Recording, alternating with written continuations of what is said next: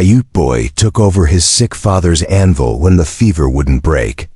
The town's brutal forge owner gave him one impossible test that would either make him a man or destroy everything his family had left. The morning sun cast long shadows across the dusty main street as 17-year-old Cale Red Hawk knelt beside his father's bedside, watching the rise and fall of labored breathing that had grown weaker with each passing day. The fever had taken hold 3 weeks ago, turning Joseph Red Hawk from the strongest man Cale had ever known into a shadow wrapped in sweat-soaked blankets who could barely lift his head to sip water. Cale's calloused hands trembled as he placed a cool cloth on his father's burning forehead, feeling the heat that seemed to radiate from within like an untended forge. Before we jump back in, tell us where you're tuning in from, and if this story touches you, make sure you're subscribed, because tomorrow I've saved something extra special for you. Joseph's eyes fluttered open, dark brown pupils struggling to focus on his son's face as his cracked lips moved in. Whisper that Cale had to lean close to hear. "The Hendersons," Joseph rasped, his voice like gravel in a dry riverbed. "Their wagon wheel needs the iron rim repaired by tomorrow. They're heading to Denver and can't wait." The words came in short bursts between shallow breaths, each syllable an effort that seemed to drain what little strength remained in his weathered body. Cale felt his stomach clench with the familiar mixture of pride and terror that came whenever his father spoke of the metalwork that had kept their small family fed for the past decade.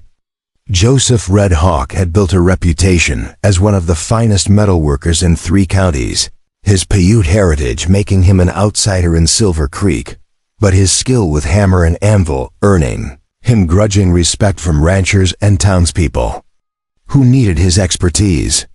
The small forge behind their modest cabin had produced everything from horseshoes to wagon parts, fence hardware to kitchen implements, each piece bearing the mark of Joseph's careful craftsmanship and attention to detail. "Pa, you need to rest," Cale whispered, adjusting the threadbare quilt that covered his father's shivering frame. "The Hendersons can wait, or they can take their wheel to Steelwright's forge in town." Even as he spoke the words, Cale knew how hollow they sounded.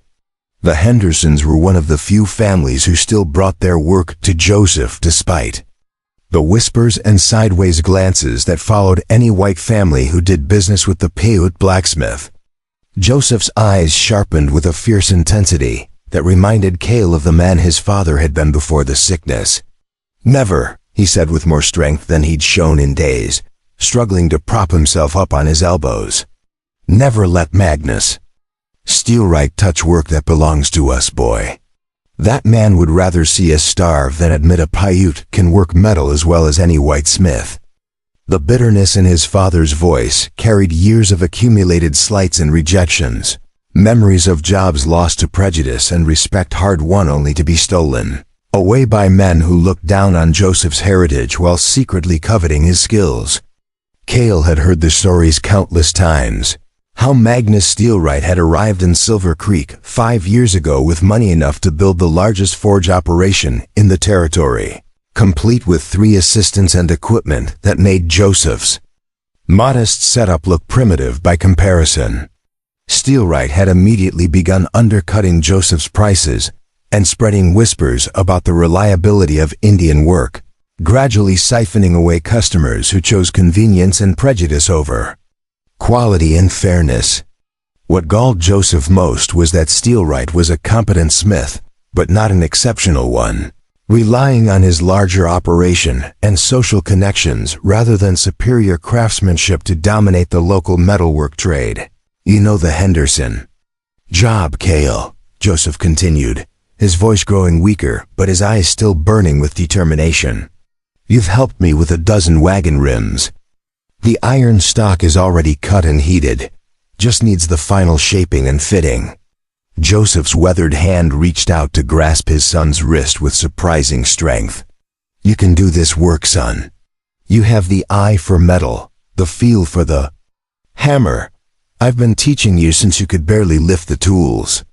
Cale stared down at his father's hand, seeing the burn scars and calluses that told the story of 30 years working hot metal, and felt the weight of expectation settle on his shoulders like a heavy cloak. He had indeed been learning the blacksmith trade since childhood, starting with simple tasks like working the bellows and organizing tools, before gradually advancing to heating stock and basic shaping under his father's careful supervision. But there was a vast difference between helping with familiar work and taking full responsibility for a job that could make or break their family's remaining reputation in Silver Creek. The sound of hoofbeats and wagon wheels on the packed dirt road outside interrupted Cale's thoughts, and through the cabin's single window he could see Tom Henderson's familiar sorrel mare pulling up to their gate. Henderson was a weathered rancher in his 50s, one of the original settlers who had claimed land in the valley when Silver Creek was nothing more than a trading post and a dream. Unlike many of the newer arrivals, Henderson judged a man by his work rather than his bloodline, and had been bringing his metalwork needs to Joseph Red Hawk for nearly 8 years. Henderson's boots echoed on the cabin's small porch before his knuckles rapped against the wooden door with the confident rhythm of a man accustomed to being welcomed wherever he went. Cale rose from his father's bedside and opened the door to find the rancher standing hat in hand, his sun-weathered face creased with concern as he peered past Cale toward the bed where Joseph lay motionless. "Morning, Cale," Henderson said, quietly, his voice carrying the respectful tone reserved for sickrooms and churches. "How's your pa doing today?" The question was genuine, not mere politeness, and Cale appreciated the older man's straightforward manner even as he struggled to find words that wouldn't reveal how desperately frightened he was. "Not good, mister." "Henderson," Cale replied honestly, stepping aside to let the rancher enter the cramped cabin. "The fever's been hanging on for 3 weeks now, and he's getting weaker instead of stronger." The admission felt like betrayal, as if speaking the truth aloud might somehow make his father's condition worse. But Henderson deserved honesty about the situation. Henderson approached Joseph's bedside with the careful reverence of a man who had watched too many good people slip away over the years. "Joseph," he said softly, and the sick man's eyes opened at the sound of his name. "I hate to bother you when you're laid up like this, but I'm in a tight spot with that wagon wheel. My oldest boy's getting married in Denver next week, and we need to leave tomorrow morning to make it there in time." Joseph struggled to focus on Henderson's face, his lips moving soundlessly for a moment before he managed to whisper, "Cale can do the work. He knows the job, has the skill." The words came out barely audible, but they carried absolute conviction, a father's faith in his son's abilities that was both touching and terrifying in its completeness. Henderson's gaze shifted to Cale, evaluating the young man with the same careful attention he might give to a horse he was considering purchasing. Cale stood straighter under the scrutiny, knowing that this moment would determine not just whether they kept the Henderson account, but whether word would spread that Joseph Red Hawk's son could be trusted with important work. In a small community like Silver Creek, reputation traveled faster than wildfire and burned just as destructively when it turned negative. "You sure about this, son?"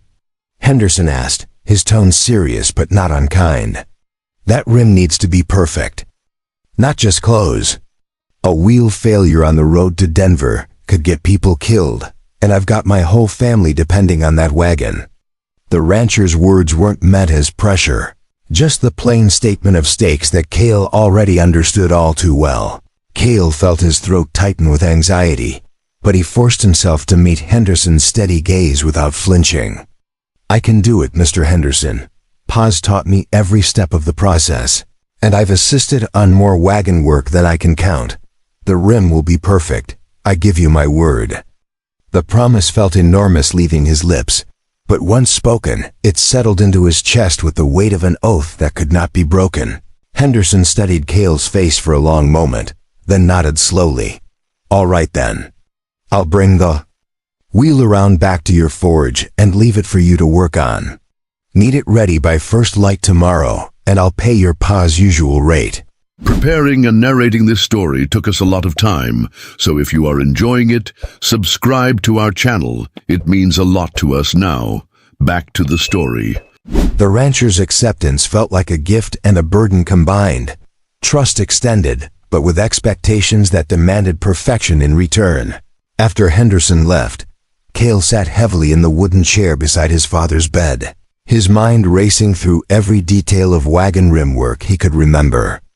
The process required heating the iron band to just the right temperature, then carefully shaping it to match the wheel's circumference before shrinking it into place. While the metal was still hot enough to contract properly, too much heat would weaken the iron, too little would prevent proper shaping, and any miscalculation in sizing would result in a rim that either split under stress or failed to grip the wheel securely. "You can do this," Joseph whispered, his eyes closed but his voice carrying quiet confidence. "Trust your hands, trust your eyes, trust what I've taught you. The metal will tell you what it needs if you listen carefully."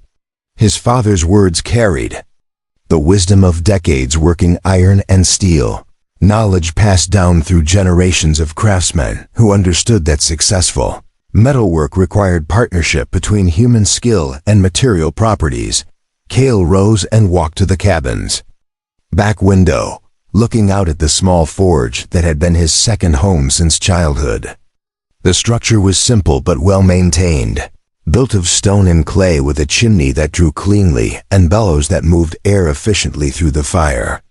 Joseph's anvil stood in the center like an altar, its surface polished smooth by years of hammerwork, surrounded by the tools that had shaped countless pieces of functional art. Everything Cale needed was there, waiting for him to prove himself worthy of carrying on his father's legacy. The afternoon passed in preparation as Cale organized his workspace and reviewed the iron stock Joseph had already prepared for the Henderson job. The metal bars were good quality, free of inclusions and surface flaws that might cause weakness. In the finished rim, Joseph had calculated the measurements precisely, allowing for the expansion and contraction that would occur during the heating and shaping process. All that remained was the actual work, but Cale knew that execution was where theory met reality and where mistakes became permanent. As evening approached, Cale built up the forge fire and began heating the first section of iron, watching the metal change color from dark gray to cherry red to bright orange as the temperature climbed. The familiar dance of fire and metal calmed his nerves somewhat, muscle memory taking over from conscious thought as he worked the bellows and positioned the stock for optimal heating. This was the world he had grown up in, where success was measured not in words but in the quality of finished work. The sound of approaching horses interrupted his concentration, and Cale looked up from the forge to see 3 riders approaching the cabin. Even from a distance, he recognized the largest figure as Magnus Steelwright, the man's imposing frame and expensive hat, making him unmistakable even in the fading light. Beside him rode his 2 assistants, younger men who seemed to exist primarily to make their boss appear more important by comparison. The sight of Steelwright on their property sent a chill through Cale that had nothing to do with the evening air. Steelwright dismounted with the confident swagger of a man accustomed to being the most important person in any room, his expensive boots crunching on the gravel as he approached the forge. He was a big man, well-fed and well-dressed, with the kind of soft hands that suggested his assistant did most of the actual hammer work in his shop. His pale eyes surveyed Cale's modest setup with barely concealed disdain, taking in the simple tools and weathered equipment like a rich man examining a poor relative's possessions. Well, Steelwright said, his voice carrying the practiced smoothness of a successful businessman. "If it isn't young Red Hawk playing with his daddy's toys." The words were spoken with casual cruelty, designed to belittle without quite crossing into open insult. "I heard your father's taken sick, boy. Shame about that. Man his age, fever like that, sometimes they just don't pull through." Cale felt anger rise in his chest but forced himself to remain calm, knowing that any reaction would only encourage Steelwright's bullying. My father's going to be fine, he said evenly, not moving away from the forge, but not approaching the mounted men either. And our customers are being taken care of just like always. The words were carefully chosen, professional rather than personal, an attempt to keep the conversation focused on business rather than blood. Steelwright chuckled, a sound devoid of warmth or humor. Is that so? Word around town is that Tom Henderson's looking for someone to fix his wagon wheel for that Denver trip. Now that's the kind of work that requires real skill, real experience. Not the sort of thing you'd want to trust to a boy playing dress-up in his daddy's shop. The insult was wrapped in concern, but the venom underneath was unmistakable. The Henderson job is handled, Cale replied firmly, his hands unconsciously tightening around the hammer he'd been using. Mr. Henderson knows he can count on Red Hawk metalwork, same as always. He kept his voice level despite the fury building in his chest, determined not to give Steelwright the satisfaction of seeing him lose control. Steelwright's assistants exchanged glances, recognizing the tension in the air and perhaps wondering if their boss was pushing too hard too fast. But Steelwright himself seemed energized by the confrontation, his pale eyes bright with anticipation as he sensed weakness in his opponent. Tell you what, boy, he said, dismounting and walking closer to the forge. Why don't you bring that Henderson wheel down to my shop? I'll take care of it proper, make sure it's done right. Wouldn't want Tom's family getting hurt because someone bit off more than they could chew. The offer was phrased as concern but felt like theft, an attempt to steal not just the job, but the reputation that came with completing it successfully. Cale understood immediately that this was about more than one wagon wheel. It was about establishing whether the Red Hawk name would survive Joseph's illness or disappear along with the family's ability to earn a living. Everything his father had built over decades of careful work hung in the balance of this moment. I appreciate the offer, Mr. Steelwright, Cale said carefully, his voice steady despite the rage burning in his chest. But the work stays here. Mr. Henderson hired Red Hawk metalwork, and that's what he'll get. The words felt like drawing a line in the dirt, a challenge that could not be taken back once spoken. Steelwright's expression hardened, his facade of concern dropping away to reveal the calculating predator underneath. You sure about that, boy? Because if that wheel fails, if Tom Henderson or his family gets hurt because you were too proud to admit you're not ready for real work, that blood will be on your hands, and everyone in Silver Creek will know exactly who to blame. The threat was clear, wrapped in the language of responsibility but carrying the promise of social destruction if Cale failed. Cale met Steelwright's gaze without flinching, drawing strength from his father's teachings and the knowledge that backing down now would mean the end of everything they had worked to build. The wheel won't fail, he said quietly, his voice carrying absolute conviction. Red Hawk work doesn't fail, Mr. Steelwright. It never has, and it never will. For a moment, the two men stared at each other across the forge, the older man's experience and resources weighed against the younger man's skill and determination. Then Steelwright smiled, but there was no warmth in the expression, only the cold satisfaction of a predator who had found worthy prey. We'll see about that, won't we, boy? We'll see if you're half the smith your daddy thinks you are. He remounted his horse with deliberate slowness, making sure his message had been delivered and understood. Good luck with that wheel, Red Hawk. You're going to need it. As the three riders disappeared into the gathering darkness, Cale stood alone beside his forge, the weight of challenge and expectation settling on his shoulders like armor. Tomorrow would bring the test that would determine not just his own future, but the survival of his family's legacy in Silver Creek. The iron in the fire glowed like a promise, waiting to be shaped by hands that carried the skill of generations, and the determination of a young man with everything to prove. Dawn broke over Silver Creek like molten copper poured across the eastern mountains, painting the sky in shades of orange and gold that reminded Cale of heated metal ready for the hammer. He had been awake since before first light, his hands steady despite the sleepless night as he prepared for the most important work of his young life. The Henderson wagon wheel lay beside his anvil like a sleeping giant, its wooden spokes and iron tire waiting for the repair that would either establish his reputation or destroy it completely. Behind him in the cabin, his father's labored breathing provided a rhythmic counterpoint to the morning sounds of Silver Creek, awakening to another day of commerce and survival. Cale had spent the pre-dawn hours reviewing every detail of the wheel repair process, his father's teachings echoing in his mind like prayers passed down through generations of metalworkers. The iron tire had cracked along a weak point where previous heating had created stress, a failure that could have killed the Henderson family if it had occurred on the treacherous mountain roads between Silver Creek and Denver.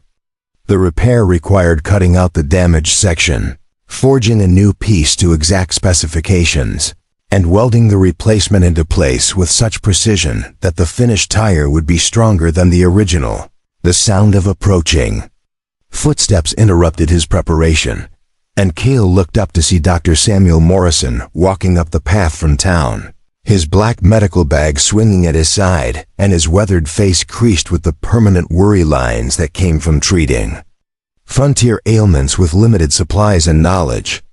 Morrison was one of the few educated men in Silver Creek who treated the Red Hawk family with genuine respect, perhaps because his medical training had taught him to judge people by their character rather than their ancestry. "Morning, Cale," Morrison said quietly as he approached the forge, his eyes taking in the young man's preparation with professional assessment. "Heard you were taking on the Henderson wheel repair. That skilled work requires steady hands and precise judgment." The doctor's tone carried neither doubt nor confidence, simply the neutral observation of a man who understood the difference between competence and luck. "Yes, sir, Dr. Morrison," Cale replied, wiping his hands on his leather apron and gesturing toward the cabin. "Pa's been teaching me the trade since I was old enough to hold a hammer. This isn't my first wheel repair, just the first one I'm doing completely on my own." The admission felt both honest and vulnerable, an acknowledgement of his inexperience balanced by confidence in his training. Morrison nodded slowly, his experienced eyes reading the anxiety beneath Cale's calm exterior with the same skill he used to diagnose illness in reluctant patients. "Your father's fever broke during the night," he said, and Cale felt his heart leap with sudden hope. "He's still weak, probably will be for another week or two, but the crisis has passed. He's asking for you, wants to know how the work is progressing."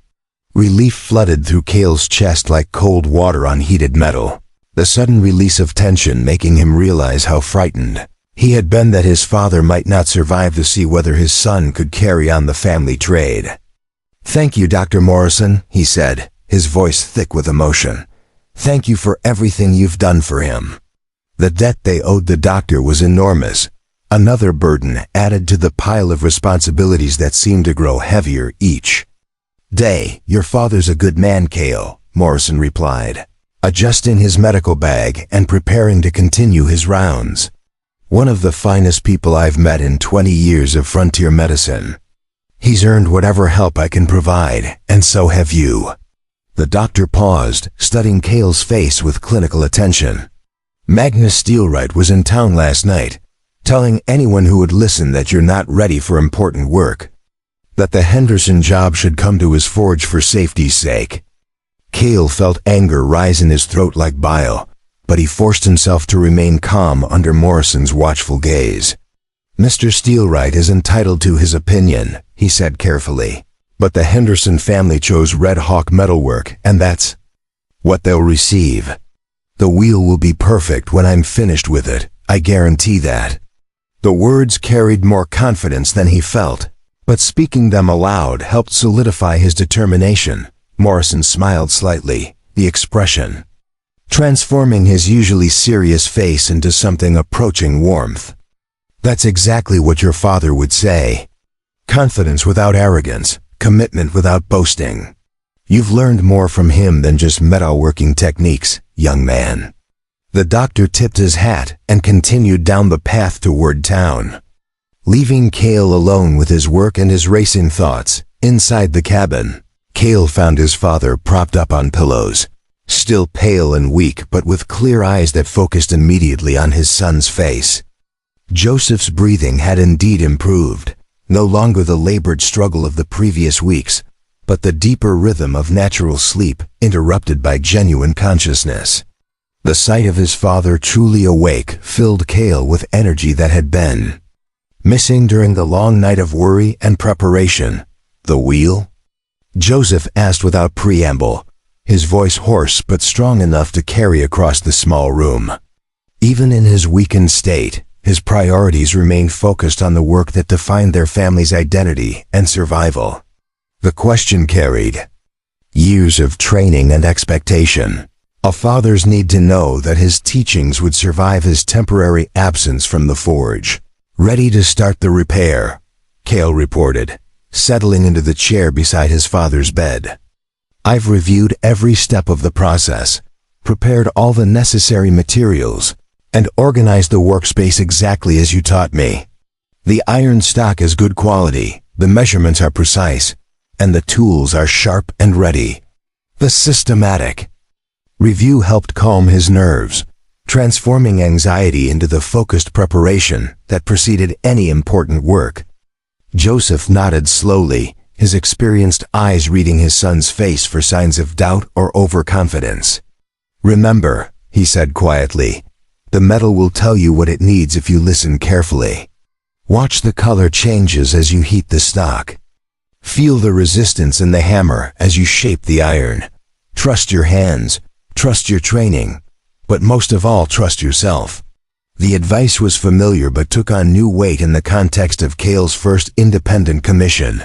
"Steelwright came by last night," Cale said, deciding his father needed to know about the confrontation, despite the potential for worry. "He offered to take over the Henderson job, claimed it was too dangerous to trust to someone my age."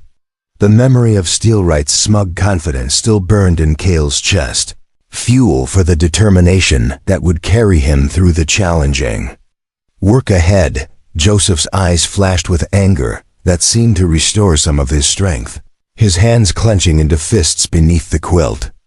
"That man has been trying to destroy our reputation for 5 years, he said, his voice carrying the accumulated frustration of countless lost jobs and stolen opportunities. "He sees your inexperience as weakness, a chance to prove that Red Hawk metalwork died with my illness. Show him he's wrong, son. Show everyone in Silver Creek that our family's skill runs deeper than one generation." The weight of legacy settled on Cale's shoulders as he returned to the forge, his father's words echoing in his mind alongside the technical knowledge that would guide his hands through the delicate repair process. The Henderson wheel waited. Like a challenge, its damaged tire a test of everything he had learned during years of apprenticeship under the finest metalworker in 3 counties. Success would establish his independent reputation and secure his family's future, while failure would validate every whisper about the unreliability of Indian craftsmanship. Cale began by carefully examining the crack in the iron tire, using calipers to measure its exact dimensions and a magnifying lens to study the grain structure of the metal around the failure point. The damage was clean, a stress fracture that had propagated along natural weakness in the iron rather than the jagged tear that would indicate impact damage. This type of failure could be repaired perfectly if the work was done with sufficient skill and attention to detail. The first step required cutting out the damaged section with precise hacksaw cuts that would leave clean edges for welding the replacement piece. Cale worked slowly and carefully, checking his measurements twice before making each cut and ensuring that the removed section would accommodate the new iron with perfect alignment.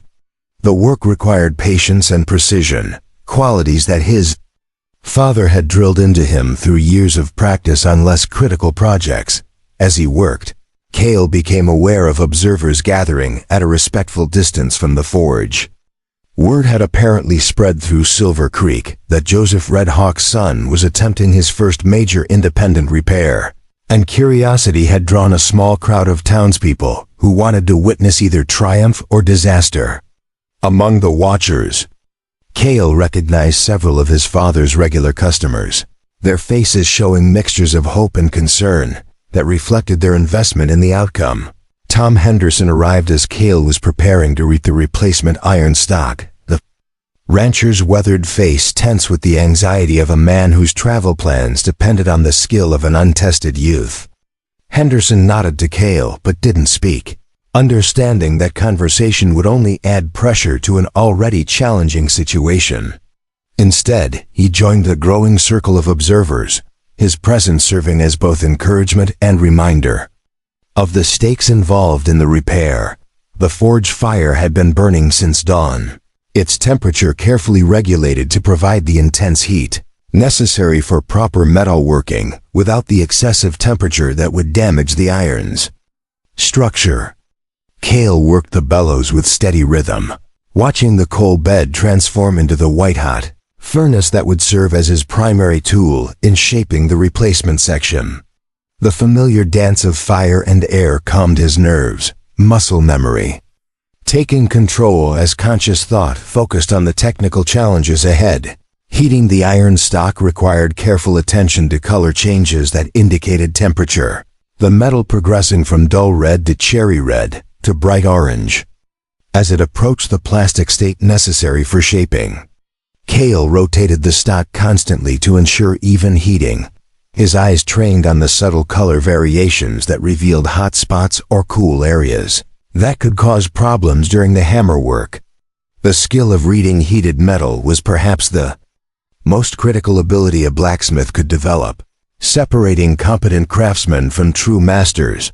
When the iron reached optimal temperature, Cale moved quickly to transfer it from fire to anvil, his movements economical and precise despite the weight of observation from the gathered crowd.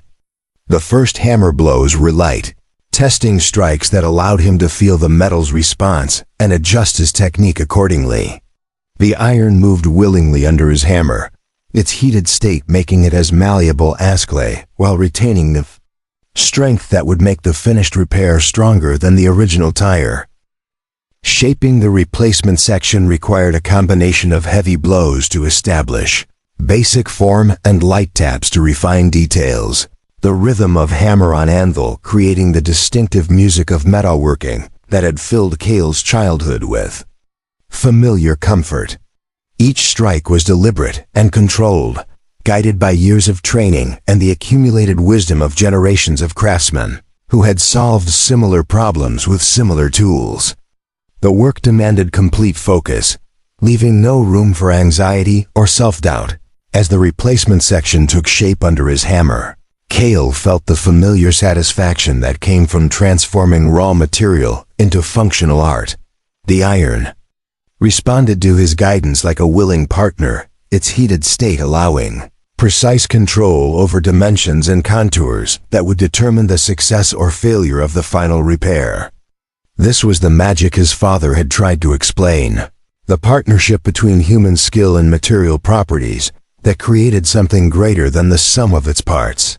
The critical moment came when Cale began the welding process that would join the new section to the existing tire, a procedure that required perfect temperature control and precise timing to create a bond stronger than either piece alone. The welding heat had to be exactly right, hot enough to fuse the metals completely, but not so hot as to burn away the carbon that gave iron its strength. Too little heat would create a weak joint that would fail under stress, while too much would damage the surrounding metal and compromise the entire repair. Cale worked with painstaking care, heating both pieces to welding temperature and applying flux to prevent oxidation during the joining process. The hammer work required delicate touch, enough force to compress the heated metals together without distorting their carefully shaped profiles. Each blow had to be placed with surgical precision, guided by feel rather than sight, as the bright welding heat made visual assessment impossible.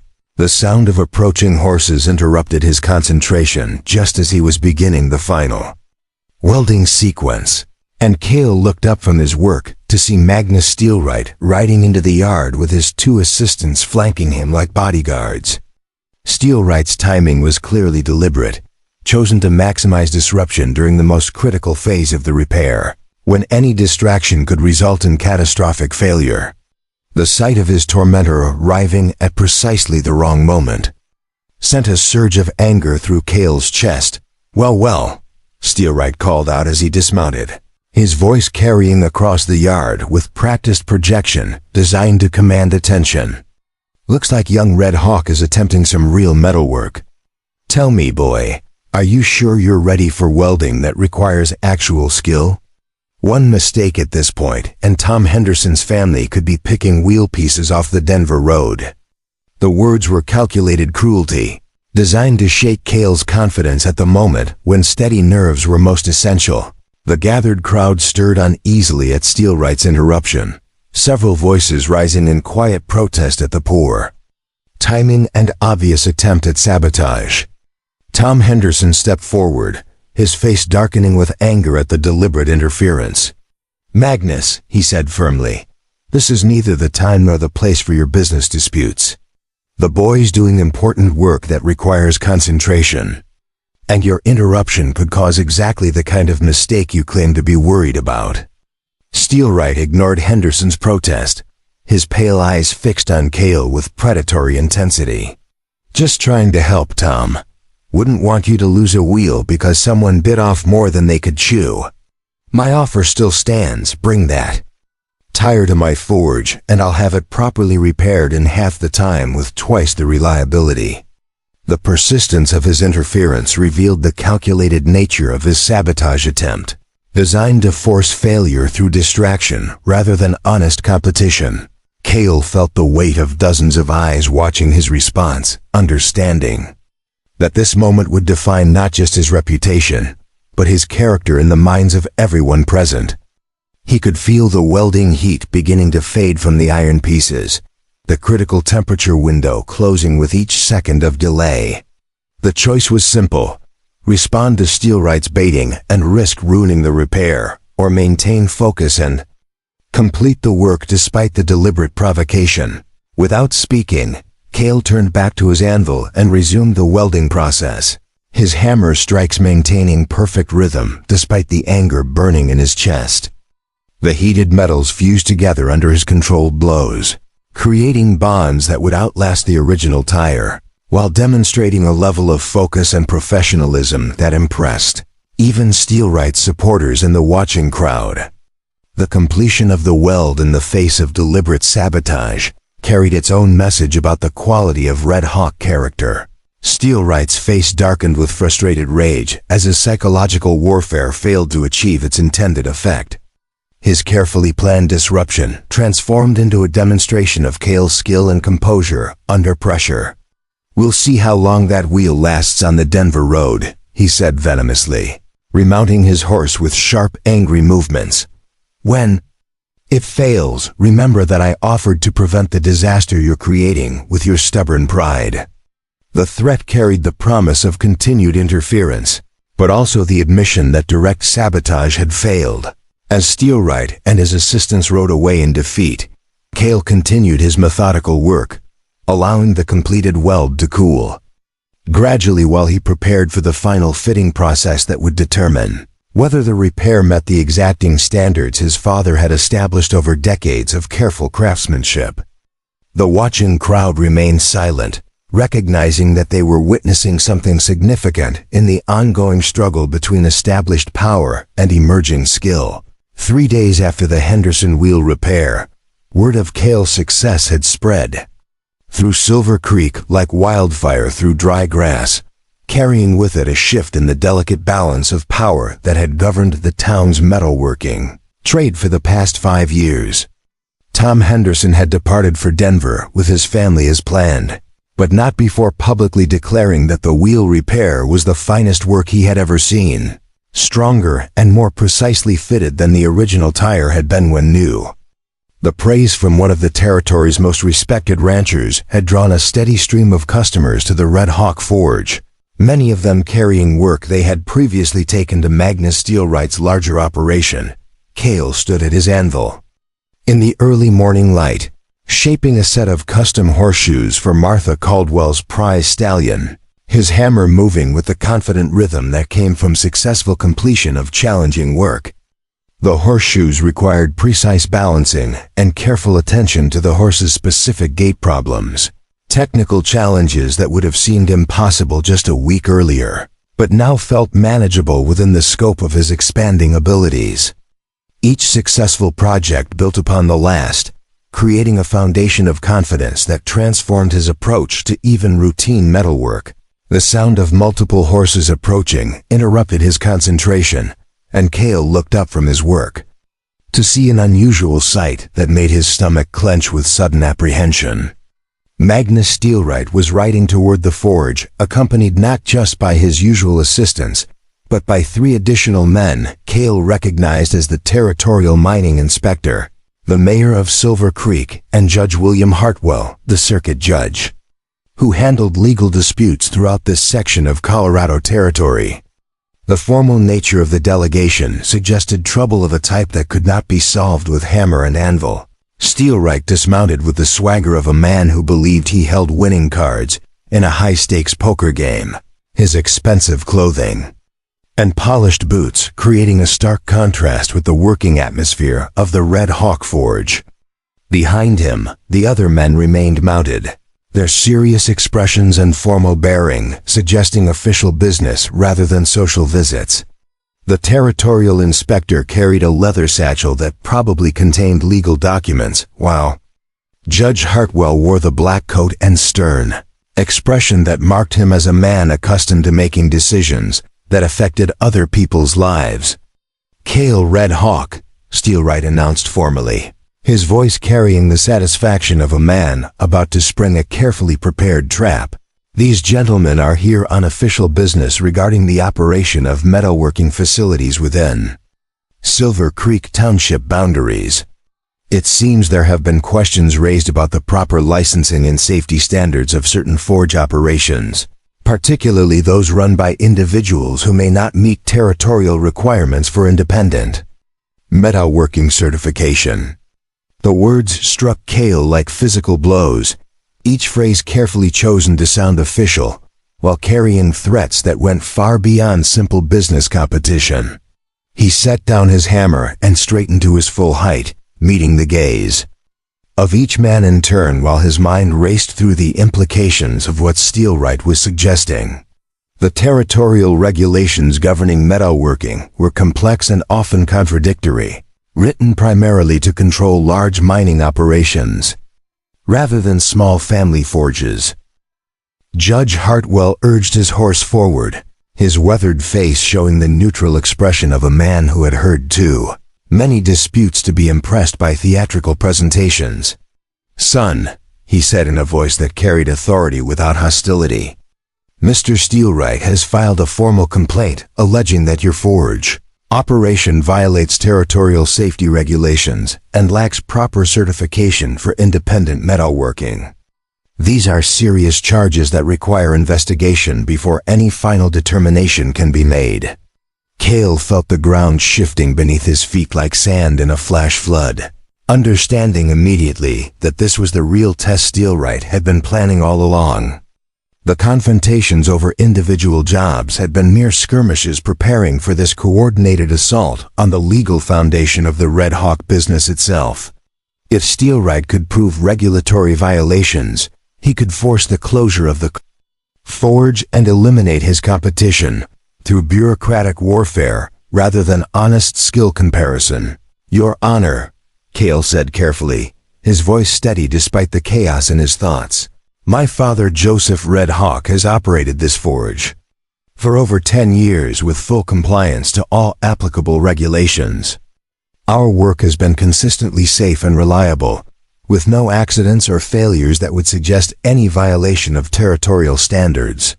The defense sounded weak even to his own ears, particularly since he was not certain exactly what regulations might apply to their operation. The Territorial Inspector, a thin man with wire-rimmed spectacles and the pale complexion of someone who spent most of his time reviewing paperwork rather than visiting actual work sites, consulted a document. from his satchel before speaking. According to Territorial Statute 47B, any forge operation producing metalwork for commercial sale must be supervised by a certified master metalworker who has completed formal apprenticeship training and passed examination by territorial authorities. The records show no such certification for this facility. Cale's heart sank as he realized the trap Steelwright had constructed with bureaucratic precision. His father had learned metalworking through traditional Paiute methods combined with techniques acquired through years of practical experience, but he had never completed the formal European-style apprenticeship system that territorial law apparently required. The regulation was clearly designed to exclude native craftsmen from competing with established white-owned businesses, but challenging its fairness would require legal expertise and financial resources far beyond what the Red Hawk family possessed. Furthermore, the inspector continued, warming to his subject with the enthusiasm of a bureaucrat discovering regulatory violations. Statute 52C requires all commercial metalworking facilities to maintain insurance against potential damages caused by equipment failure with minimum coverage amounts specified by territorial guidelines. I see no evidence that such insurance has been obtained for this operation. The additional requirement created a second avenue of attack, multiplying the obstacles that would need to be overcome to maintain legal operation. Mayor Davidson, a portly man whose political survival depended on avoiding conflicts with influential business owners like Steelwright, cleared his throat nervously before adding his contribution to the assault. There's also the matter of municipal licensing fees and safety inspections that may not have been properly completed. The town council takes these issues very seriously, particularly when public safety could be at risk from improperly supervised metalworking operations. Steelwright watched the proceedings with barely concealed satisfaction, his pale eyes bright with anticipation as he witnessed the systematic destruction of his competitor's legal foundation. "You understand, gentlemen," he said with false concern, "that I take no pleasure in bringing these irregularities to your attention. But when public safety is at stake, personal considerations must be set aside in favor of proper regulatory compliance. Perhaps young Red Hawk would be better served by seeking employment with an established, properly certified operation rather than attempting to run an independent forge without proper qualifications." The suggestion was clearly a job offer, designed to appear generous while actually representing complete capitulation, transforming Cale from independent craftsman to employee under Steelwright's supervision. The trap was elegant in its completeness, offering either regulatory shutdown or economic subordination as the only available choices. Steelwright had used the legal system as a weapon more effective than any physical threat, attacking through channels that offered little hope of successful resistance. Before Cale could formulate a response to the mounting accusations, the sound of an approaching wagon interrupted the proceedings. Dr. Morrison's familiar rig was coming up the path from town, but the usually solitary physician was accompanied by an unexpected passenger whose presence immediately changed the dynamics of the confrontation. Seated beside Morrison was Colonel James Patterson, the territorial military commander whose authority superseded civilian bureaucracy in matters involving federal regulations or treaty obligations. Colonel Patterson was a man whose reputation preceded him throughout Colorado Territory, known for fairness in dealing with both white settlers and native populations, but absolutely intolerant of corruption or abuse of governmental authority. His weathered face showed the kind of competence that came from decades of frontier military service, and his presence at this gathering suggested that the complaints against the Red Hawk Forge had attracted attention from unexpected quarters. "Gentlemen," Colonel Patterson said as he dismounted from Morrison's wagon, his voice carrying the crisp authority of a career military officer accustomed to being obeyed without question. "I understand there are questions being raised about the operation of this metalworking facility. Before any final determinations are made, I believe it would be appropriate to review the actual quality and safety of the work being produced here, rather than simply examining paperwork compliance. The colonel's intervention shifted the entire tone of the confrontation, transforming it from a bureaucratic ambush into something approaching a fair hearing.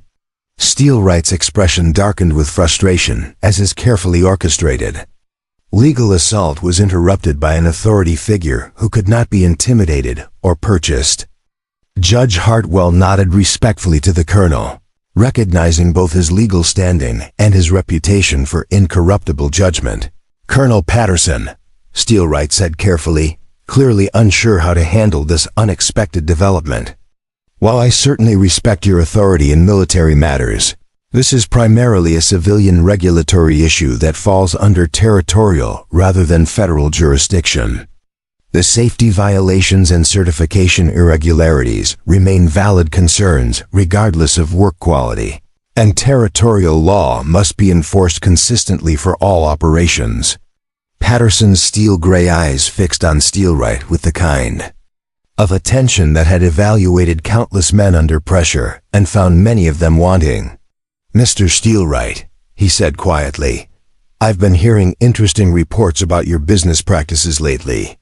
Complaints about intimidation tactics, attempts to drive competitors out of business through regulatory harassment, and possibly fraudulent certification claims that bear federal investigation. Perhaps we should examine your own operations compliance with territorial and federal regulations before pursuing complaints against others." The threat was delivered with military precision, creating an immediate reversal of tactical advantage that left Steelwright scrambling to maintain his offensive position. The territorial inspector and mayor exchanged nervous glances, recognizing that their participation in what they had assumed was routine regulatory enforcement might actually be involvement in a larger pattern of corruption that could attract unwanted federal scrutiny. Dr. Morrison stepped forward, carrying his medical bag and wearing the serious expression he reserved for delivering important diagnoses. "Colonel Patterson asked me to examine the Red Hawk Forge operation from a safety perspective," he announced, addressing Judge Hartwell directly.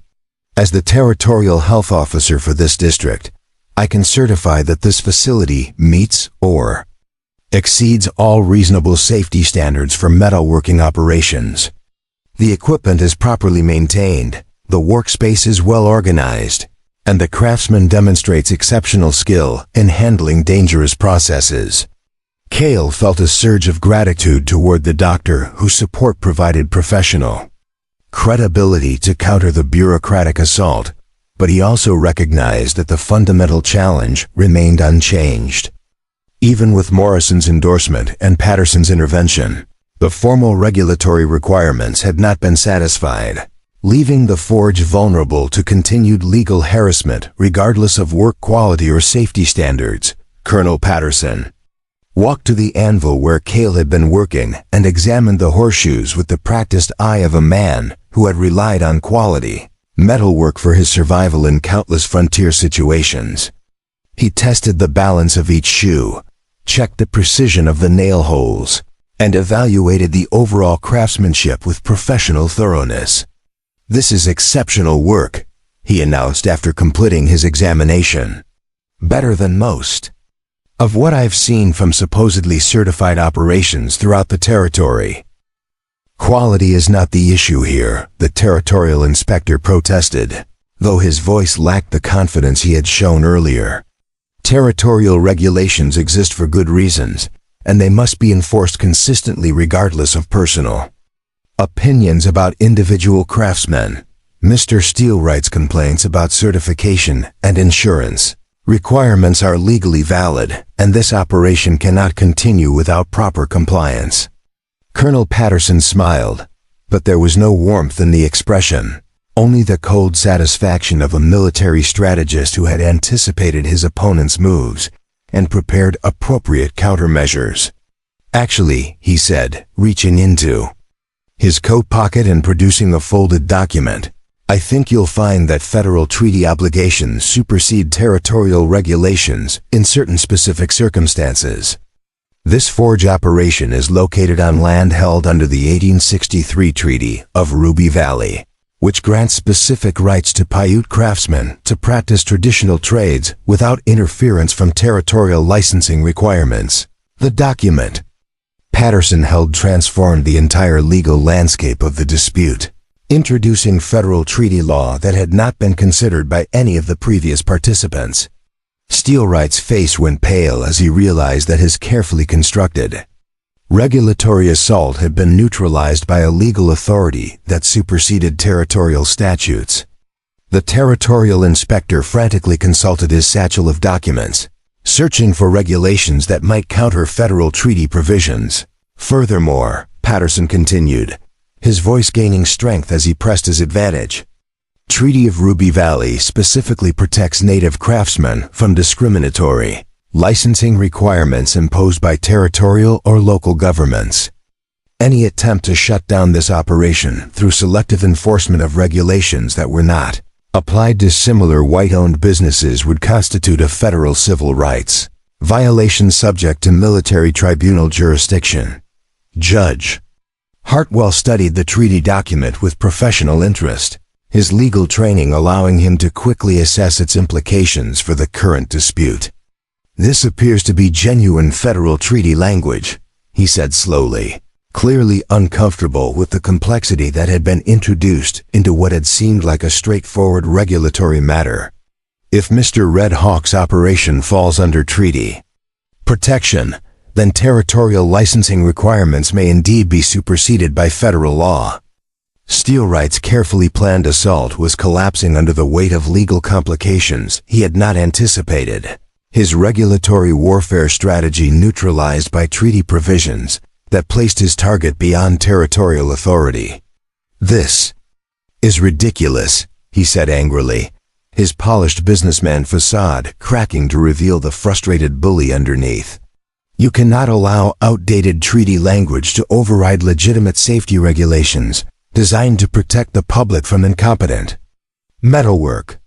Mr. Steelwright, Colonel Patterson said with icy formality, I would advise you to be very careful about describing federal treaty obligations as outdated in my presence. Such statements could be interpreted as seditious disrespect for federal authority, which falls clearly within military jurisdiction, regardless of civilian legal technicalities. The warning was delivered with military precision, making clear that continued challenges to treaty authority would be met with federal rather than territorial responses. Cale watched the confrontation unfold with a mixture of relief and amazement, understanding that powerful forces beyond his control were determining the future of his family's livelihood, but grateful that those forces seemed to be aligning in his favor. Colonel Patterson's intervention had transformed a hopeless bureaucratic trap into a demonstration of federal authority that protected not just the Red Hawk Forge, but the broader principle of treaty rights for Native craftsmen throughout the territory.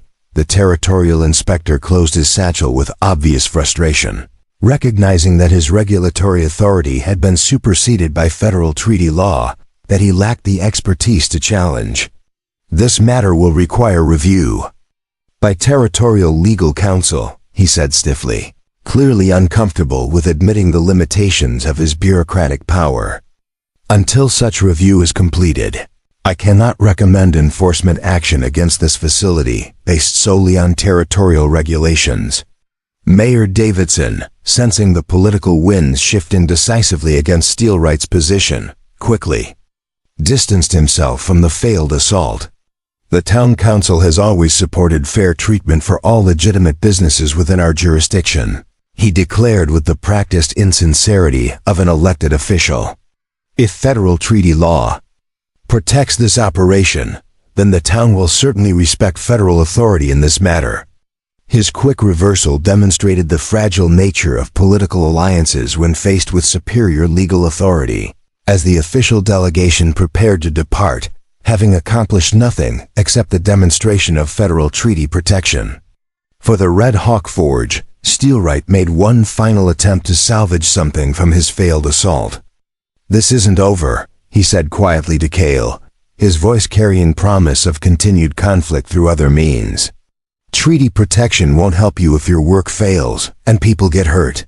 One mistake, one accident, one dissatisfied customer, and all the federal authority in the world won't save your reputation. Cale met Steelwright's gaze without flinching, drawing strength from the knowledge that he had survived the worst assault his enemy could devise and emerged with his forge operation not only intact but legally protected by federal authority. "Mr. Steelwright," he said calmly, "Red Hawk work speaks for itself. It always has, and it always will. You're welcome to compete with us fairly anytime you think your skills are equal to the challenge." After the delegation rode away, Colonel Patterson remained behind to speak privately with Cale, his military bearing relaxing slightly as the official confrontation concluded. "Son," he said seriously, "you've won this battle, but the war is far from over. Steelwright will find other ways to attack your business, probably through economic pressure or social intimidation rather than legal channels. You'll need to be prepared for continued harassment disguised as legitimate competition."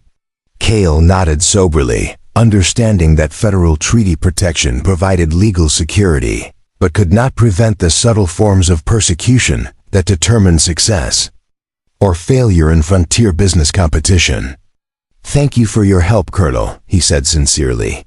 "I know my father will be grateful to learn that our work is protected by federal law, but I also understand that we'll need to prove ourselves every day through the quality of our metalwork rather than the strength of our legal position."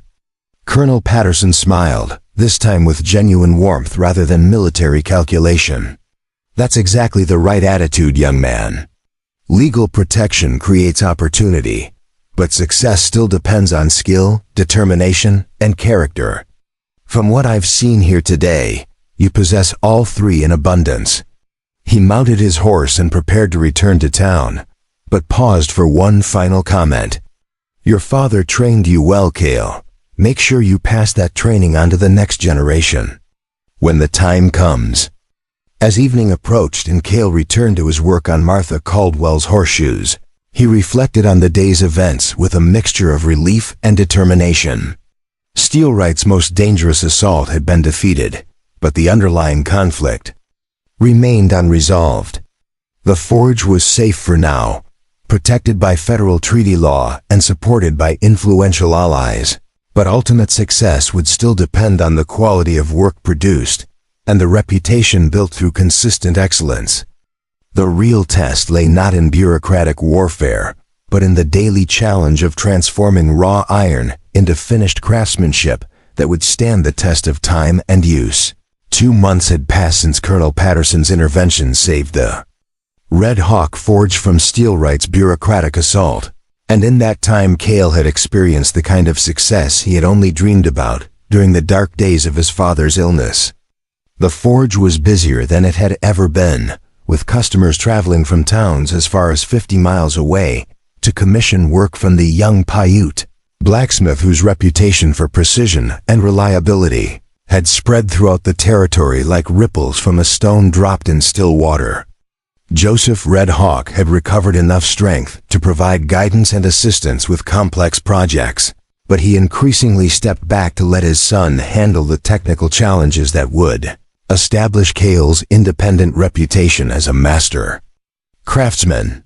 The morning sun streamed through the open doors of the expanded workshop as Cale put the finishing touches on a set of ornate gate hinges, commissioned by the territorial governor himself, each piece requiring intricate scrollwork that pushed his artistic abilities to their absolute limits. The commission had come through Colonel Patterson's recommendation, carrying with it not just substantial payment, but the kind of political endorsement that could transform a local craftsman into a territorial treasure. Every curve of the decorative metalwork had to be perfect, as the finished gates would grace the entrance to the governor's mansion in Denver and be seen by every important visitor to Colorado Territory. Joseph Red Hawk sat in his favorite chair near the forge, his health restored enough to allow active participation in planning complex projects. but his energy still limited by the lingering effects of his illness. Watching his son work the intricate details of the governor's commission, he felt the deep satisfaction that comes from seeing one's teachings take root and flourish in capable hands. The scrollwork on the left hinge needs to match the curve of the right one exactly, he observed quietly, his experienced eye catching subtle variations that less skilled observers would miss entirely. Cale paused in his hammer work to examine both hinges side by side, comparing the decorative elements with the critical eye his father had trained him to apply to every aspect of metalworking. The difference was barely visible, perhaps a quarter-inch variation in the radius of a decorative curl, but Joseph was correct that such inconsistencies would be immediately apparent when the hinges were mounted and viewed together. "Thank you, Pa," Cale said gratefully, heating the iron to make the necessary correction. "I was so focused on individual details that I missed the overall symmetry." The lesson was one that extended far beyond metalworking technique, touching on the fundamental principle that individual excellence meant nothing if it failed to serve the larger purpose of the completed work. Joseph had been teaching variations of this concept for months, preparing his son not just for technical challenges, but for the broader responsibilities that came with representing the Red Hawk name and the traditions of Paiute craftsmanship. Success brought scrutiny, and every piece that left their forge would be examined not just for functional adequacy, but as evidence of their worthiness to compete with established white-owned businesses. The sound of multiple horses approaching interrupted their work, and Cale looked up from the forge to see an unexpected sight that made his chest tighten with sudden apprehension. Martha Caldwell was riding toward the forge at a pace that suggested urgent business, her usually immaculate appearance disheveled by hard travel, and her face marked by the kind of distress that accompanied serious problems. Behind her rode two of her ranch hands, their expressions grim and their hands resting near the weapons that suggested they expected trouble rather than routine business. Martha Caldwell owned the largest horse breeding operation in 3 counties. Her prize stallions and carefully bred mares representing investments worth more than most frontier families would earn in a lifetime. She had been one of Cale's first major customers after the Henderson Wheel success, commissioning specialized horseshoes designed to correct gait problems in valuable animals whose soundness determined the success or failure of her entire operation.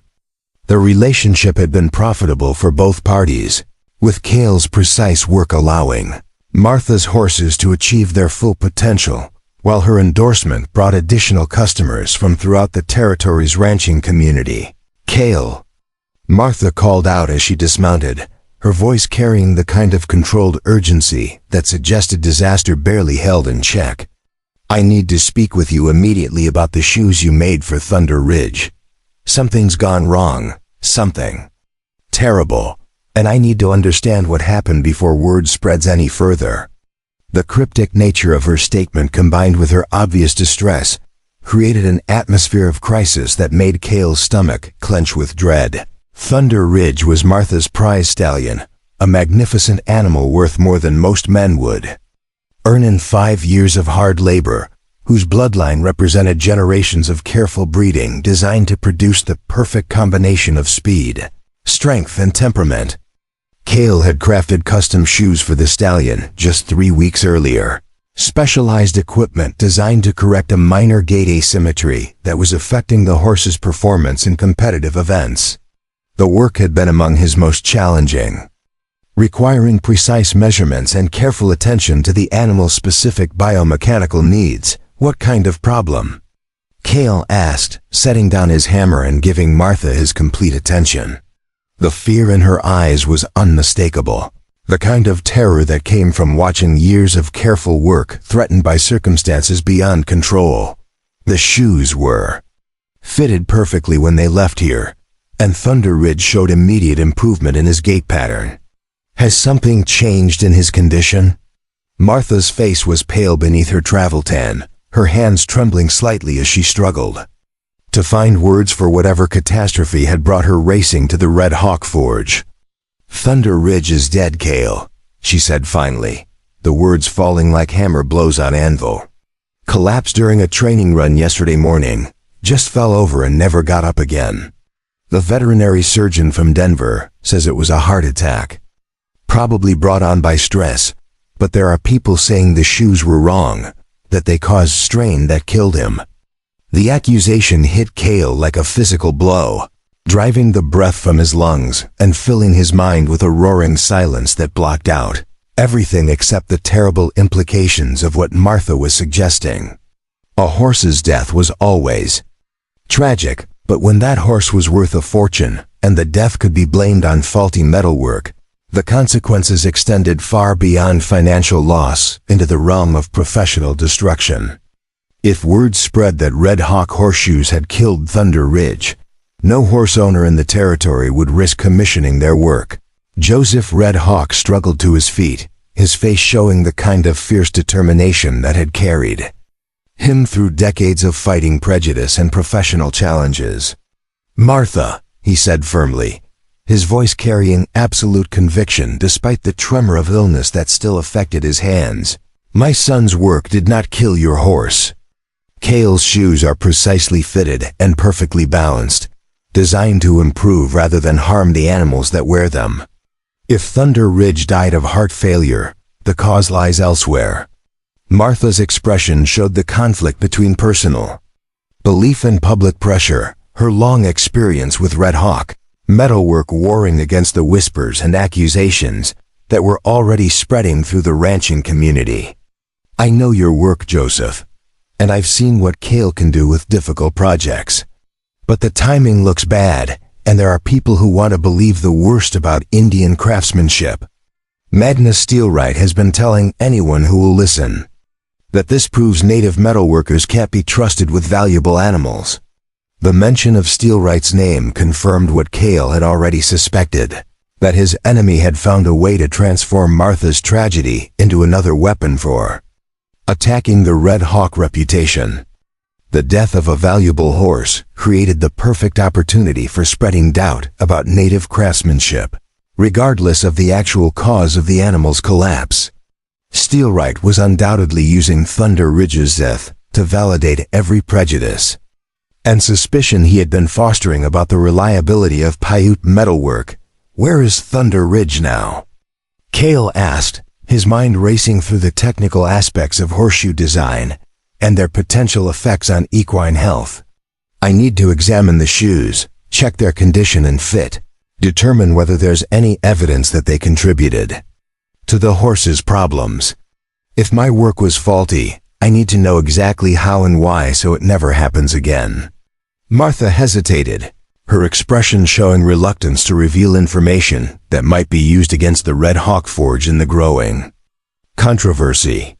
"The horse is still at my ranch, but Steelwright has already been there with his own veterinary expert, claiming he needs to examine the evidence for a formal investigation. He's been taking measurements and making notes, building some kind of case that he plans to present to territorial authorities." The revelation that Steelwright was conducting his own investigation sent a chill through Cale's spine, understanding immediately that his enemy would use any ambiguity or uncertainty to construct a narrative that blamed Red Hawk metalwork for the horse's death. Even if the shoes were perfect, Steelwright would find ways to suggest that their design or installation had created stress that contributed to the heart attack. The investigation was not about discovering truth, but about creating plausible accusations that would destroy Cale's reputation. "I'm going to your ranch," Cale announced, reaching for his coat and the leather case that contained his precision measuring tools. "I need to examine those shoes before Steelwright has a chance to tamper with evidence or create false documentation about their condition. If there's a problem with my work, I'll face it honestly, but I won't let him manufacture evidence to support his accusations." Joseph struggled to rise from his chair, determination overriding the weakness that still plagued his recovery. "I'm coming with you, son. This is about more than one horse or one set of shoes. This is about whether the Red Hawk name means anything in this territory, whether years of honest work can be destroyed by one man's lies and prejudice. His voice carried the accumulated frustration of decades fighting for recognition and respect, in a world that judged him by his heritage rather than his skills. The ride to Martha's ranch took nearly 2 hours, time that Cale spent reviewing every detail of Thunder Ridge's horseshoe fitting in his mind, searching for any mistake or oversight that might have contributed to the animal's death. The shoes had been designed to correct a minor asymmetry in the stallion's gait, a common problem that required careful attention to hoof angle and weight distribution, but nothing that should have created dangerous stress on the horse's cardiovascular system. The work had been precise and conservative, erring on the side of caution rather than aggressive correction. Martha's ranch sprawled across a fertile valley watered by a clear mountain stream, its pastures dotted with horses whose bloodlines represented some of the finest breeding stock in the American West. Under normal circumstances, the sight of such magnificent animals would have filled Cale with pride at being trusted to work on creatures of such value and beauty.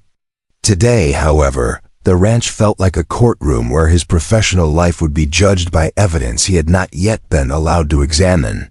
The group gathered around Thunder Ridge's still form included not just Martha's ranch hands, but several neighbors whose horses had been shod by the Red Hawk Forge, their faces showing the kind of concerned uncertainty that accompanied any threat to their animal's welfare. Magnus Steelwright stood near the horse's head with a stranger Cale didn't recognize, a thin man with city clothes and the soft hands of someone who worked with documents rather than animals. Both men looked up as Cale approached, Steelwright's expression showing satisfaction at the opportunity for another confrontation. "Ah, young Red Hawk," Steelwright said with false concern. "Come to examine the results of your craftsmanship? This is Dr. Edmund Walsh from the Denver Veterinary College, a recognized expert in equine biomechanics and the effects of improper shoeing on horse health. He's been conducting a thorough examination of the evidence, and his preliminary findings are quite disturbing." Dr. Walsh stepped forward with the confident bearing of an academic expert, his clipboard and measuring instruments, marking him as someone who approached horse care through scientific theory rather than practical experience.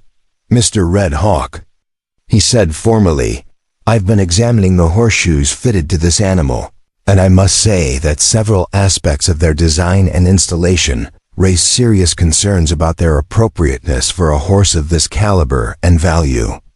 Cale felt anger rise in his chest but forced himself to remain calm, understanding that any emotional reaction would be used as evidence of guilt or incompetence.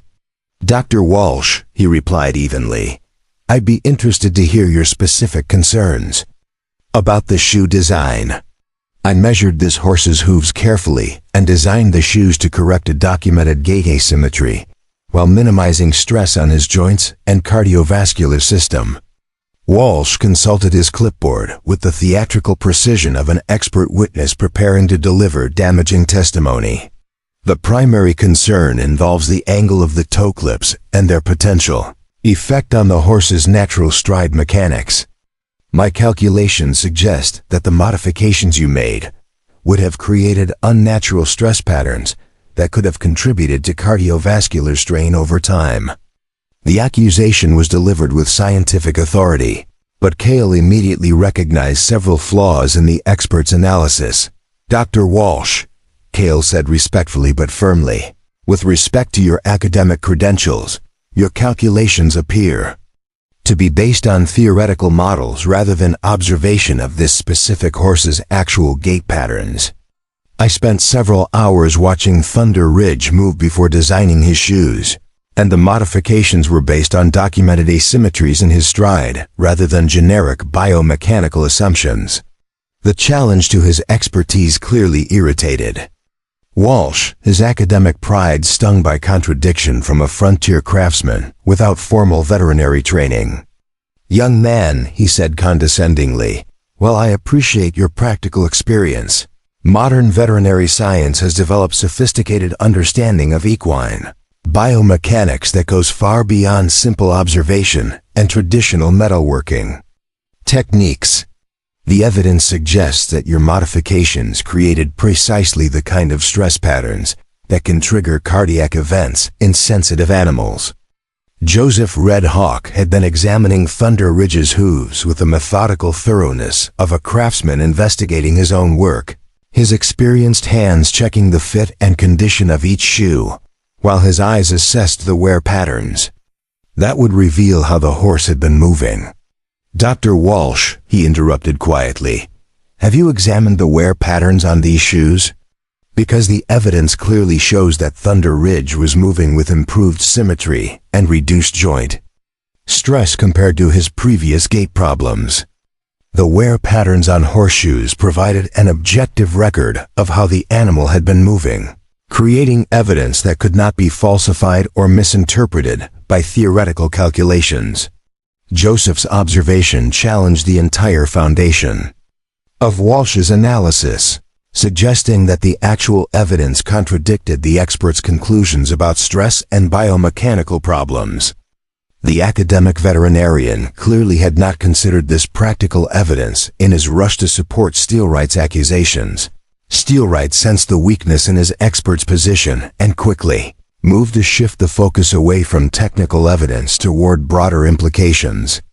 "Regardless of wear patterns or theoretical calculations," he said loudly enough for all the gathered observers to hear, "the fact remains that a healthy horse is dead 3 weeks after being fitted with Red Hawk horseshoes. That kind of coincidence raises serious questions about the safety of native metalworking techniques, particularly when applied to valuable animals." The accusation was carefully crafted to exploit racial prejudice while avoiding direct statements that could be challenged as discriminatory, suggesting that Thunder Ridge's death proved the fundamental unreliability of Paiute craftsmanship without explicitly stating such claims. Several of the ranch hands nodded agreement, their faces showing the kind of uncertainty that came from hearing respected authorities question something they had previously trusted. The whispers and sideways glances that followed suggested that Steelwright's strategy was succeeding in creating doubt about Red Hawk metalwork. Cale knelt beside Thunder Ridge's still form and began his own examination of the horseshoes, his trained hands checking every aspect of their condition and fit while his mind processed the evidence with the systematic thoroughness his father had taught him to apply to all technical problems. The shoes showed normal wear patterns consistent with the corrected gait they had been designed to produce, with no signs of improper fit or excessive stress that would indicate faulty workmanship. More importantly, the horse's hooves showed no evidence of bruising, cracking, or other damage that would suggest the shoes had caused pain or biomechanical problems. "Martha," Cale said finally, rising from his examination with the quiet confidence that came from objective evidence, "these shoes performed exactly as designed. Thunder Ridge was moving with improved symmetry and reduced stress on his joints and cardiovascular system.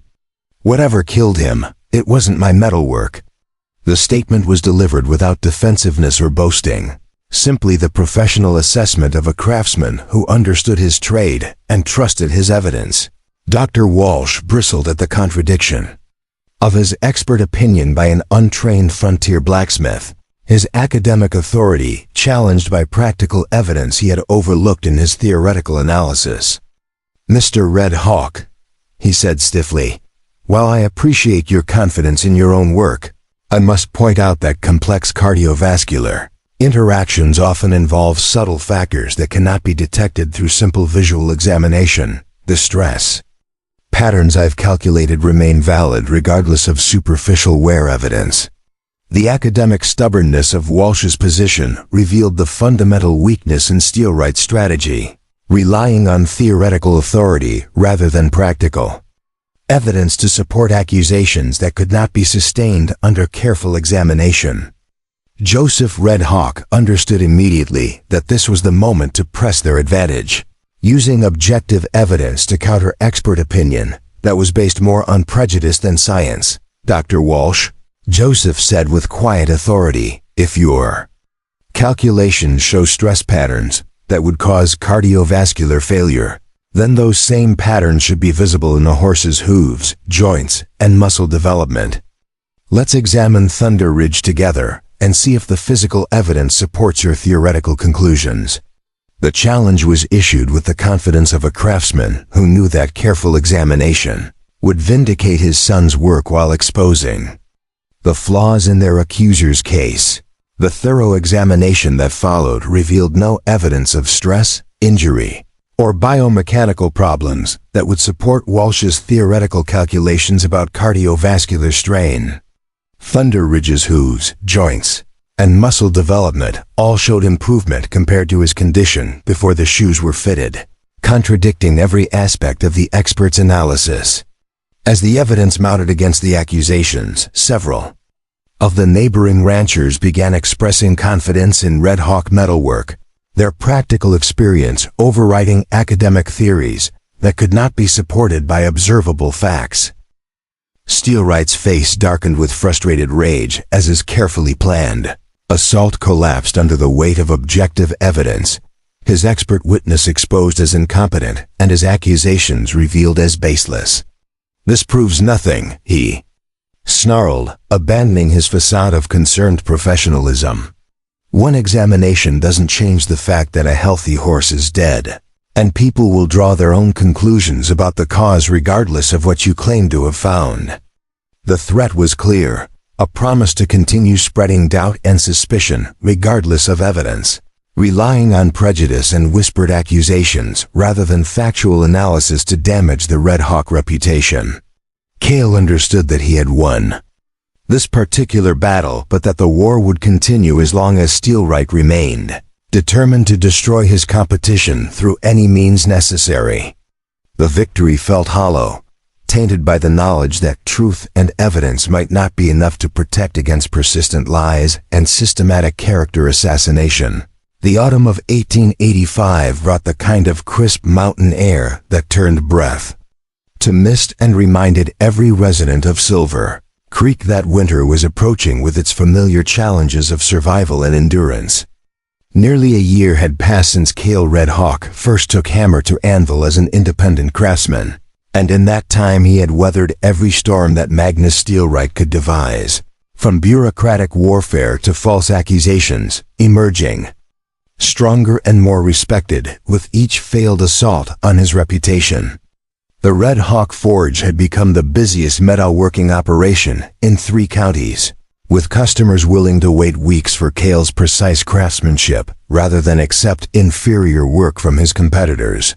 The morning sun streamed through the windows of the expanded workshop as Cale put the finishing touches on his most ambitious project yet, a complete set of wrought iron railings and decorative panels commissioned for the new territorial courthouse in Denver. The work represented 6 months of careful planning and meticulous execution, each piece requiring artistic vision as well as technical precision to create functional beauty that would grace Colorado's most important government building. Every scroll and curve had been shaped by hand, every joint fitted with the kind of perfection that would make the finished installation a testament to the quality of frontier craftsmanship. Joseph Red Hawk sat at his workbench near the forge, his health fully restored and his energy channeled into training his son in the administrative aspects of running a successful metalworking business. The account books spread before him showed a level of prosperity that would have seemed impossible during the dark days of his illness, with orders booked months in advance and payments arriving promptly from satisfied customers throughout the territory. The success was gratifying, but Joseph understood that sustained prosperity required more than technical skill, demanding the kind of business relationships and community standing that could only be built through years of consistent excellence. The Territorial Assembly has requested a formal presentation of the courthouse metalwork, Joseph said, looking up from the correspondence that had arrived with the morning mail. They want to inspect the finished pieces before installation, make sure they meet the standards appropriate for such an important building. It's both an honor and a test, son. Success could establish you as the premier metalworker in Colorado.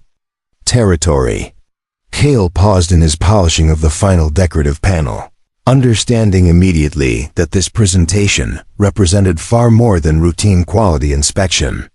The Territorial Assembly included some of the most powerful men in Colorado, their approval or rejection carrying consequences that would affect every aspect of his future business prospects. Success would open doors to commissions throughout the Western Territories, while failure would provide ammunition for every critic who had questioned the wisdom of entrusting important work to a young Paiute craftsman. The sound of approaching horses interrupted their planning, and Cale looked up from his work to see a sight that made his stomach clench with familiar apprehension.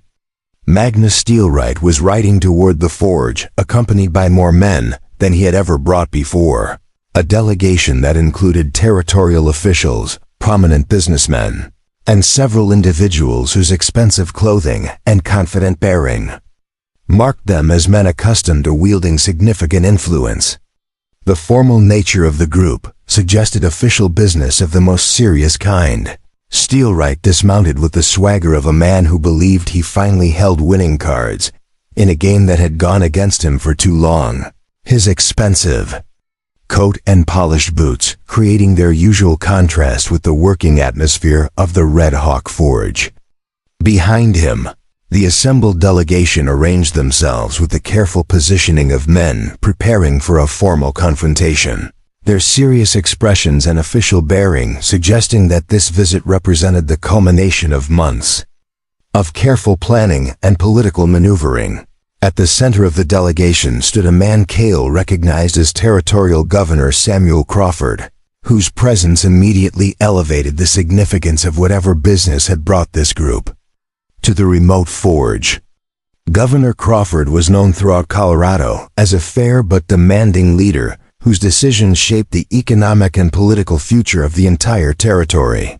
His personal involvement in any dispute carried consequences that extended far beyond local business competition into the realm of territorial policy and official recognition. "Joseph Red Hawk," Governor Crawford said formally, his voice carrying the authority of high office tempered by genuine respect for the older craftsman's reputation. "I understand that your son has completed the metalwork commission for our new territorial courthouse in Denver. Mr. Steelwright has raised some concerns about the quality and appropriateness of this work, questions that require resolution before we can proceed with installation in such an important building." The words struck Cale like hammer blows, each phrase carefully chosen to sound reasonable, while carrying threats that could destroy everything he had worked to build. Steelwright had clearly spent months preparing this final assault, using his political connections to bring territorial authority directly to bear on the courthouse commission that represented Cale's greatest achievement and most important opportunity for future success. The timing was perfect, striking just as the work was completed, but before installation could proceed, Steelwright stepped forward with the confidence of a man who had spent considerable effort arranging this moment of vindication. "Governor Crawford," he said with practiced sincerity, "I take no pleasure in questioning the work of a fellow craftsman, but the territorial courthouse deserves metalwork of the highest possible standard. I've brought several experts who can evaluate young Red Hawk's work according to the most demanding professional criteria, ensuring that Colorado Territory receives exactly the quality of craftsmanship its citizens deserve." Among the delegation, Cale recognized Dr. Edmund Walsh, the veterinary expert whose testimony had been thoroughly discredited during the Thunder Ridge investigation, now apparently repositioned as an authority on architectural metalwork, despite his complete lack of relevant credentials. Beside Walsh stood two other men whose expensive clothing and soft hands suggested academic rather than practical experience with metalworking, their presence clearly intended to provide the appearance of expert evaluation while actually delivering predetermined criticism of Cale's courthouse commission. Governor Crawford examined the finished metalwork with the careful attention of a man whose political future depended on making decisions that would reflect well on his administration. Years into the future, The railings and decorative panels represented months of Cale's finest work, each piece demonstrating the kind of artistic vision and technical precision that had established his reputation throughout the territory. Every joint was perfect, every curve flowing with natural grace, every surface finished to the kind of mirror polish that would age beautifully under decades of Colorado weather.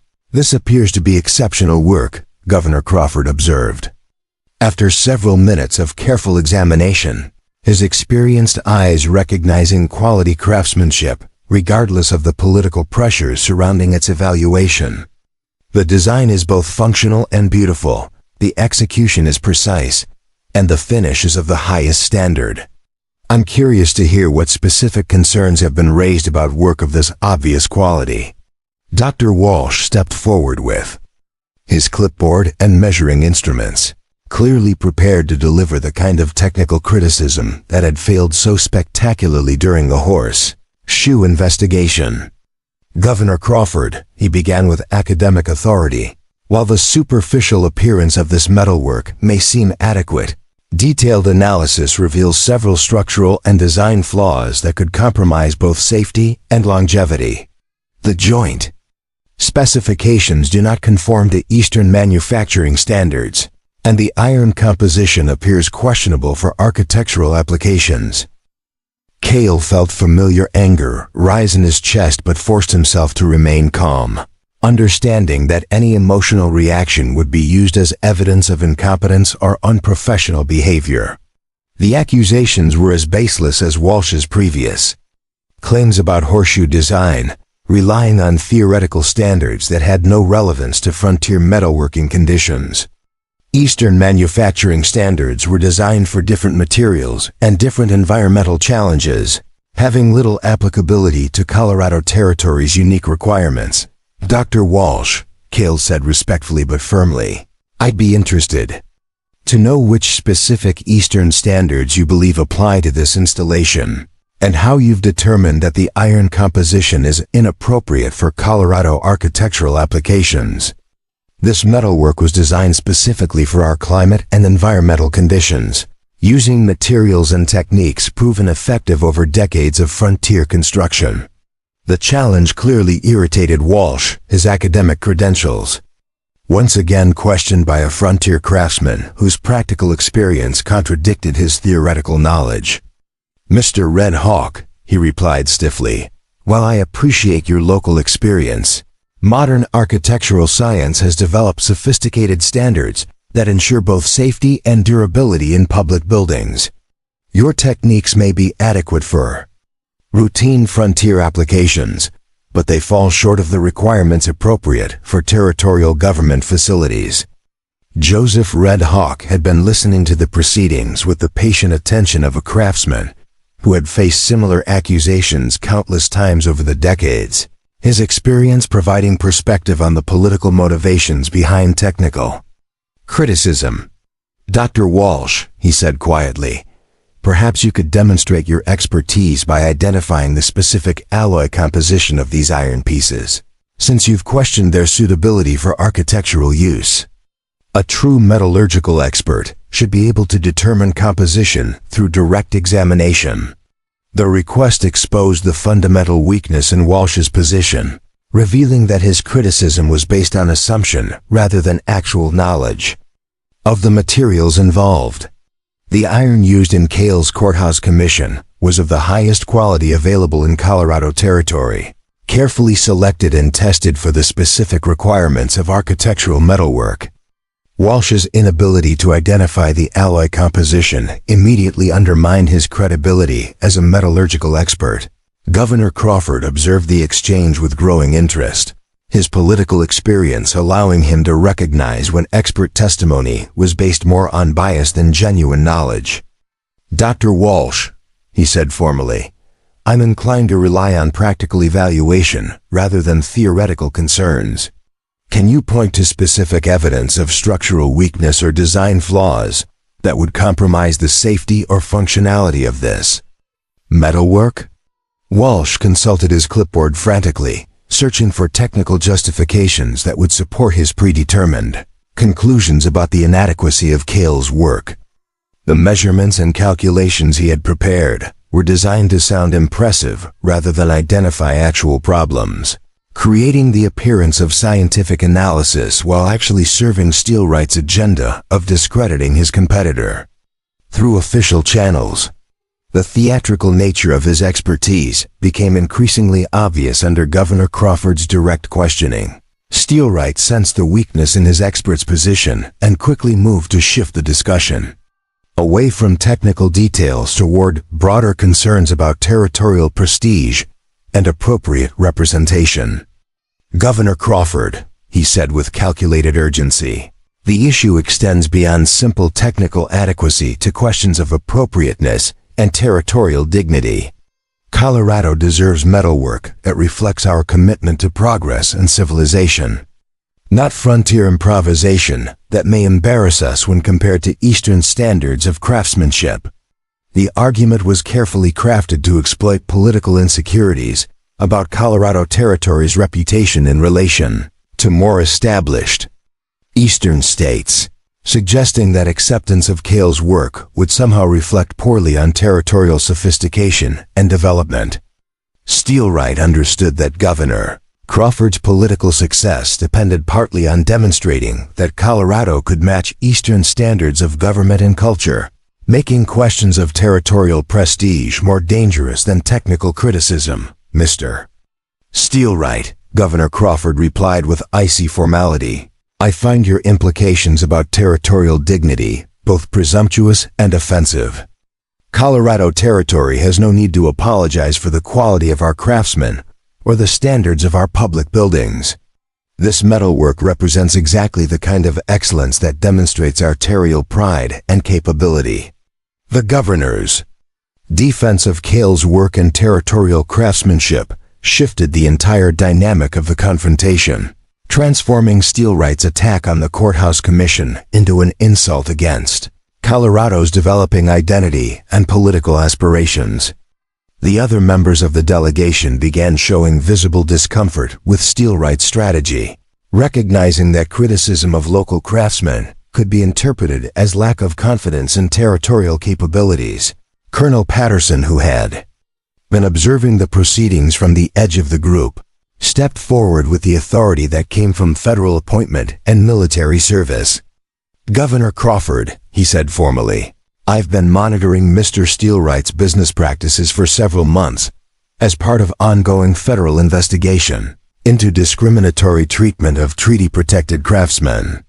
The pattern of harassment and false accusations documented in our file suggests that this complaint represents continuation of illegal interference with legitimate business operations."